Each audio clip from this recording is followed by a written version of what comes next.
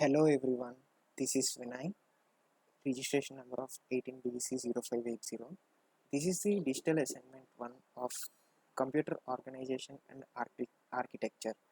I have selected the microprocessor of ARM Cortex M7, and here is our first question. Draw the clear block diagram of microprocessor or microcontroller or IP core selected. Give the internal diagram of each and every block. And here is the ARM Cortex processor core block diagram, and this is the block diagram. And for the ARM Cortex M7 MCU core block diagram. And coming to the second question, provide the instruction set of the microprocessing element with clock cycle required, machine cycle required, memory required, flags affected, types of instruction based on addressing modes. And this is the element, and it's an optional component, CLK domain and tracking domain. Here are the instruction set of ARM Cortex M7. This is the general data processing instructions. This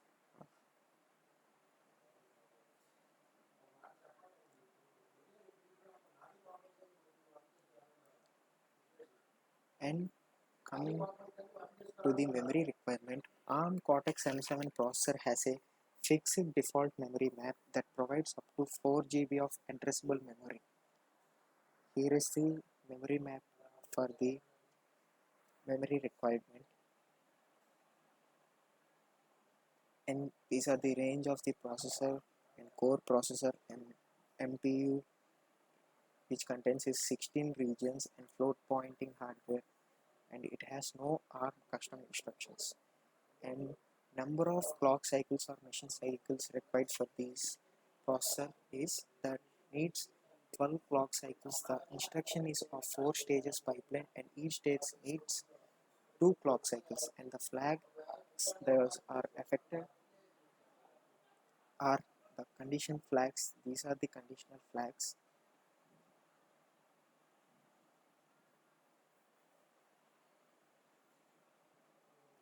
And coming to the third question, explain microprocessing element architecture.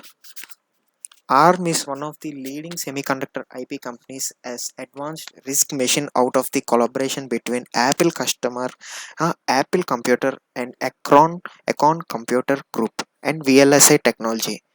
And ARM has developed many processor and IP designs which have been bought by over many companies. Among these offerings is the ARM Cortex family based on the ARM v6 and ARM v7 architectures. And ARM Cortex family is subdivided into three profiles. Uh, those are Cortex A series, Cortex R series, Cortex M series. And these processors have ARM v6M architecture designed for its lower end processors such as Cortex MO and Cortex MO plus ARM v7M and ARM Cortex M7 architecture. And these are the conditions and points for the ARM Cortex M7 architecture.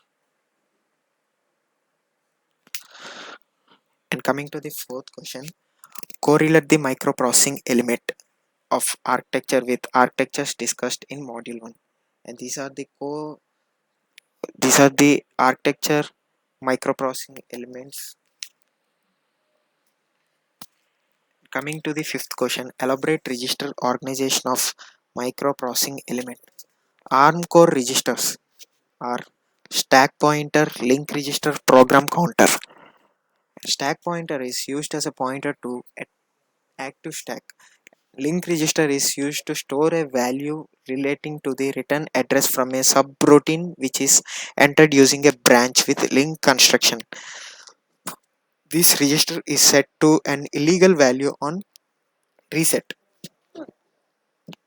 and the program counter is its details on the usage model of the PC use of 0B1111 as a register specifier. and the application program status register. These APSR bit fields are in following two categories: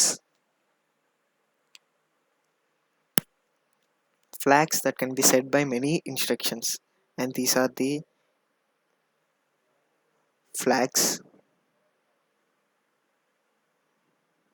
and the address space. This is the address space.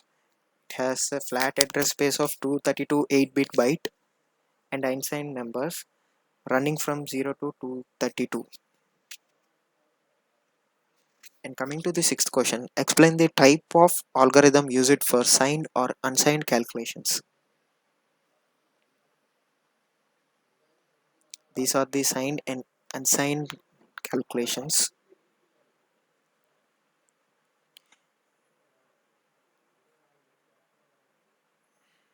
And coming to the seventh one, find what type of control logic unit used and correlate its performance with the type of control unit in module 3 in COA syllabus.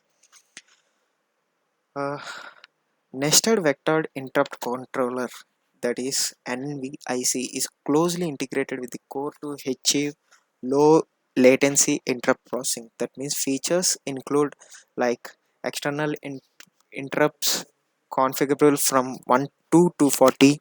This is configured at implementation, and configure levels of interrupt priority from 8 to 256. This enables selection of preempting interrupt levels and non-preempting interrupt levels, and tail chaining and late arrival of interrupts without the overhead of state saving and restoration between interrupts. And coming to the eighth question, explain the memory management system in the processing element selected. List its addressing capabilities, memory mapping technical followed. Find the advantage of memory design and management techniques over the concepts given in module 4 in the COS syllabus. This is the memory required which we have already discussed in the second question, which ARM Cortex M7 processor has a fixed default memory map that provides up to 4 GB of addressable memory. In order to instructions in the program below does not allows guarantee order of corresponding memory transactions, because the processor has multiple bus interface, and the behavior of the instruction sequence, the memory or device in the memory map have different wait states. Some memory accesses are buffered or speculative, and this is the memory map.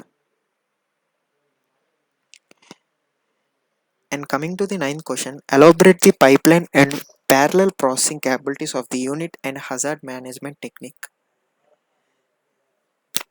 It the ARM Cortex processor needs 12 clock cycles instruction of 4 stages pipeline, and each stage needs 2 clock cycles. The integer pipeline is 4 stages and floating point pipeline is 5 stages. And the CISC then a pure RISC pipeline, hence the confusion. The shortest ALU operation takes 4 cycles, which explains the 4 stage pipe. For example, the store in the ALU pipe is not a separate stage because writes are executed at the end of the execute stage. And the ARM Cortex M7 is designed to go after next generation 32-bit processor. And the ARM training courses on-site system Cortex M7 processor. And coming to the 10th question, find whether processor level parallelism is available in the element selected. And this is the information about the cache memory. And the processor have two organization and a unified cache and separate instruction and data caches. This organization is sometimes called Harvard architectures. Thank you.